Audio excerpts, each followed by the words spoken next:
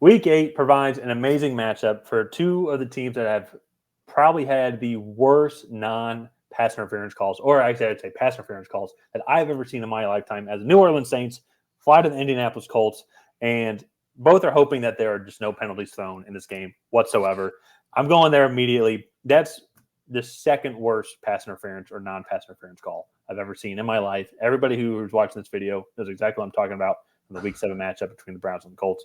And the Saints probably do not feel sorry for the Colts fans at all. They're like, yeah, we know exactly what you guys are talking about.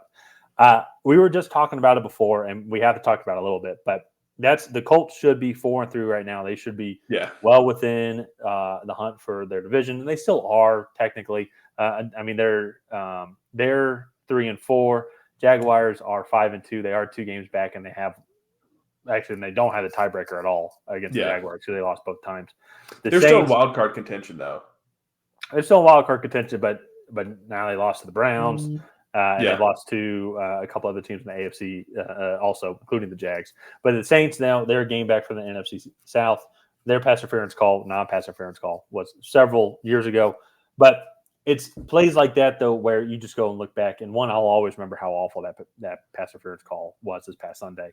But those are going to be the things, though, which is going to be so frustrating. Like the Colts miss out on one game, like if they're short by one game, you're like that's the kind of crap that is super annoying about watching these games on Sunday and how the referees can dictate the game.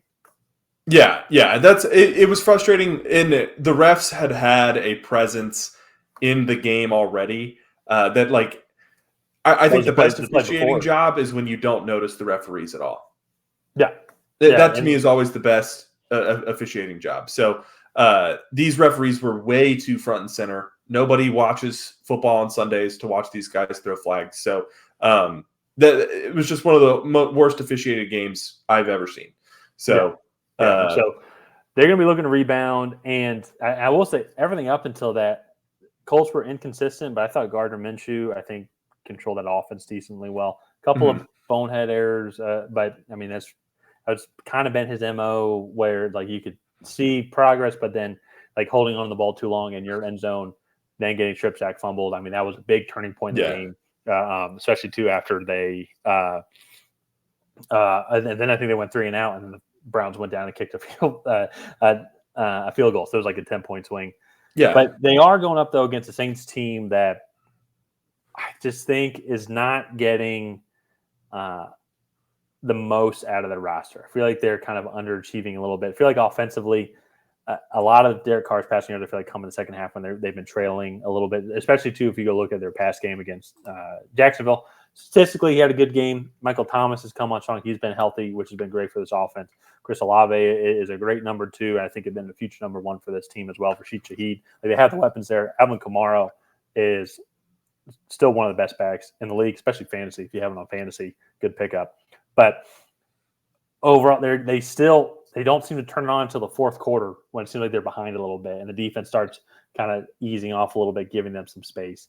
Yeah. And I kind of want to throw it to you. Is that a similar feel of what you have? Am I seeing it differently? And what are some of the things you think the Saints can change kind of coming into this Week 8 matchup against the Colts?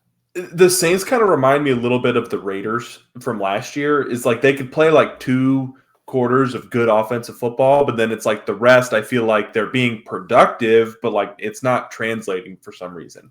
And granted, Alvin Kamara coming back, and that offense had a quarter and a half stretch there from the third into the first half of the fourth quarter where they put up 17 points, I think, and they looked really solid. So part of me thinks that it's just this offense kind of getting some chemistry and starting to play well together. And the other part of me thinks that chemistry is still a little bit of an issue for them. So I don't really know what it is. I don't really know what to expect from the Saints. Just because Derek Carr, he's thrown for 1,600 yards, but only 6 touchdowns to 4 interceptions.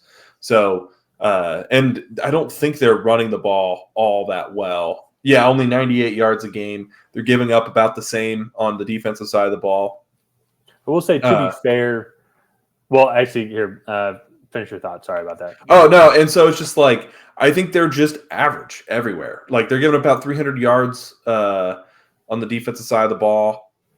a game that to me seems about average now. Like they're scoring, running, they're putting up about 345 yards of offense. Like that's also to me seems about average. Mm-hmm. So it's just interesting to see because they made a lot of moves this offseason, and I feel like they're still just treading water. Well, we talked about that when, like in the offseason, we just look at the Saints cap space, and they always seem to be negative $50 million in cap, and how are they going to recover from this? Yet they're able to make it work. So I think the thing for me, and just overarching, and a lot of this is going to affect the pass game, the running game a little bit more, because with the elusiveness of Alvin Kamara, when they do go into passes, and he can sometimes probably be their number one receiver at times, but their offensive line for the Saints is very weak. And that's an area I think that they need more consistent improvement, more depth. They just haven't really had that overall success. And when you have a guy like Alvin Kamara in the backfield, then as well when you have a quarterback like Derek Carr, who is, I would put him in the pocket passer category. He can roll out, he can go run, but he's not going to be that dual threat. Like he's not even anywhere close to like Justin Herbert, so to say. You know what I mean? In his running capabilities.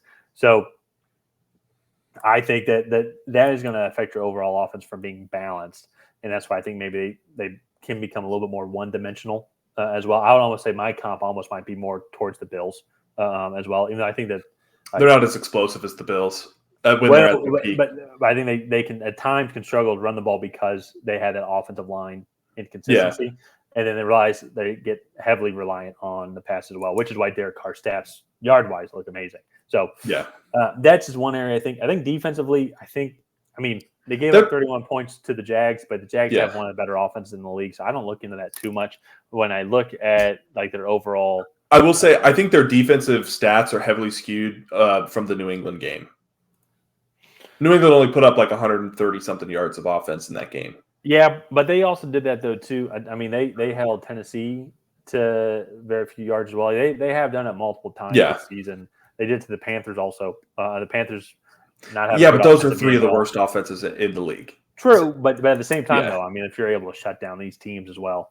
And I think I think to your point, though, then translating to this game, moving on to the Colts offense actually does have some explosives. Gardner Minshew at least provides consistency. I think we can all agree talent-wise, Anthony Richardson might have the most talent, but he's very inconsistent. Minshew, though, I think as he gets more consistent within this offense and they can protect the ball a little bit more, then having Jonathan Taylor back. I mean, you go look at Jonathan Taylor and Zach Moss. You got Michael Pittman, who is their number one. Josh Downs is amazing. So Michael Pittman might be the number one, but I guess more in a sense of like a true X receiver. Josh Downs is their consistent number one guy. And then they have a slew of other just good guys. And the offensive line has been playing well. And defensively, they get after it. And so I think that they can honestly kind of match up well against the Saints in this week's matchup. It's just going to be who's going to be more consistent. That's just going to be the biggest thing because both of these teams have struggled with consistency. Yeah. And I think that's a good segue over into predictions. But before we get into that, if you're still with us, please go ahead and like and subscribe. Help the channel reach 2,000 subscribers by Halloween. We're trying to do that, and that's the best way to help out the channel and get notified when we create new content. So go ahead and do that. And Tyler, I'm going to throw it over to you. Who are you picking in this matchup? So I'm going to stick with the home team. I think the NFL is going to give one back to the Colts because they definitely owe one here. But also then I say that jokingly just because of all the NFL scripted memes or whatnot. But the Colts, I think just in general, I think there's just a little bit more consistency on both sides of the ball. It's going to be a really close game. I can honestly see it being something similar, maybe not 39-38 like how it was with the Browns. I can see it being a back and forth, very grinded out type of game where it does come down to the final couple seconds, just with the way both of these teams play. I think the Colts are going to edge one out here. I think it's a Matt Gay. That's the kicker. I think he's going to kick another 50-plus yard field goal to win the game. Yeah, I'm going to go with the Colts as well. I just think you look at – I think the offenses are comparable. They both have good weapons, good running backs. And then I think you look – defenses are pretty comparable. I think they have good players all around. But where I think the Colts really have the advantage is going to be on the defensive side of the ball. In that front seven specifically. You look at the Rams injury report from Monday, October 23rd. James Hurst, Ryan Ramczyk, Landon Young, all offensive tackles, all hurt. And the Saints too, right? The Saints. Sorry. And so it's just like I think this Colts pass rush is going to feast on this team, and the Saints. I think they're really going to struggle to run the ball, and even with Shaq Leonard there getting the ball out to Alvin Kamara in space, I think Shaq Leonard plays a decent bit in getting that at least slowed. So yeah, I agree. So yeah, but we're both going with the Colts. Let's go ahead and wrap this video up here. If you guys have not already, please go ahead and like and subscribe. Leave a comment down below on who you think is going to come out ahead in this matchup. Is it going to be the New Orleans Saints? Is it going to be the Indianapolis Colts? And other than that, we will see you guys next time.